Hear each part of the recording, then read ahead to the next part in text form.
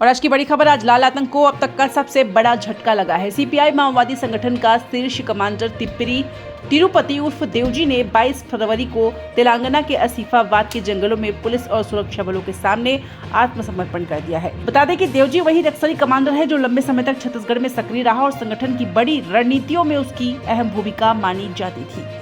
बसपा राजू के न्यूट्रलाइज होने के बाद देवजी को संगठन के सबसे बड़े चेहरों में गिना जा रहा था। उसके साथ मल्ला राजी रेड्डी, जिसे छत्तीसगढ़ में मुरली और संग्राम के नाम से जाना जाता था, सहित लगभग 16 अन्य माओवादियों ने भी हथियार डाल दिए हैं। इस सामूहिक सरेंडर को सुरक्षा एजेंसियां नक्सल आंदोलन के लिए एक बड़ा झटका और ऑपरेशन कागार जैसे राष्ट्रीय अभियान की महत्वपूर्ण सफलता मान रही है, जिसका उद्देश्य नक्सलवाद को जड़ से खत्म करना है।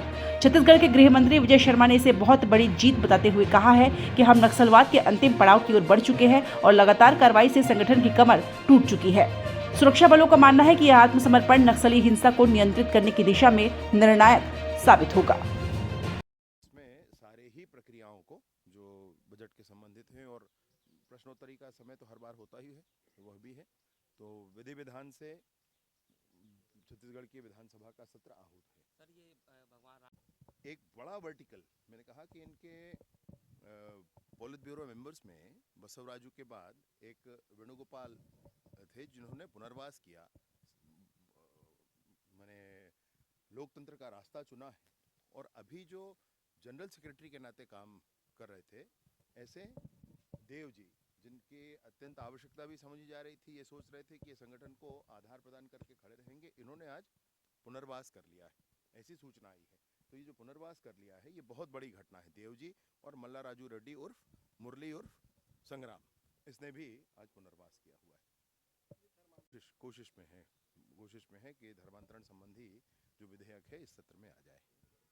आज चलने वाले इस राष्ट्रीय स्तर के अभियान में, जिसमें माननीय केंद्रीय गृह मंत्री अमित शाह जी का रणनीति और माननीय हमारे मुख्यमंत्री विष्णुदेव साय जी के छत्तीसगढ़ के परिप्रेक्ष्य में दिए हुए कार्य करने की स्वतंत्रता के आधार पर मैं आपसे कहना चाहता हूं कि राष्ट्रीय स्तर पर जो परिदृश्य है, उसके आधार पर आज ये जो सूचना आ रही है कि तेलंगाना पुलिस के सामने देव जी ने, बसवराजू जो पहले जनरल सेक्रेटरी था इसका, उसके बाद देवजी सेकंड सीनियर मोस्ट व्यक्ति था जो अभी जनरल सेक्रेटरी के नाते काम कर रहा था, उसने सरेंडर किया है।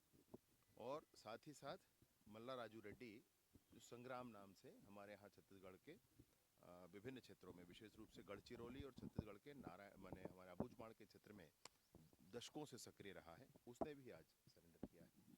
ये बहुत बड़ी जीत है और मैं सोचता हूँ कि अंतिम पड़ाव जो इस पूरे नक्सलिज्म के समापन के लिए है, उस पर हम पहुंच चुके हैं। इसके बाद शीर्ष नेतृत्व में जो एक आध व्यक्ति है, वो बहुत बुजुर्ग है, स्थिति उनकी स्पष्ट नहीं है। एक व्यक्ति, दो व्यक्ति और हैं जिनके उतनी सक्रियता नहीं है जितनी इनकी सक्रियता थी, और उसके बावजूद जो कुछ नाम और हैं, उनसे भी बातचीत चल ही रही है। और मैं सोचता हूं कि करेगोटालू पर चलने वाला आज अभी जो वर्तमान में अभियान चल रहा है, उसमें भी सफलता हमको मिलेगी। 89 अभी तक आईडीज उसमें से रिमूव किए जा चुके हैं, उस पर भी सफलता मिलेगी। वो जो गढ़ बनाकर अपना रखे हैं, वो गढ़ ढह जाएगा अब, और साथ ही साथ नक्सलिज्म समूल नाश इसका 31 मार्च 2026 तक अवश्य संभावी है, बिल्कुल हो जाएगा।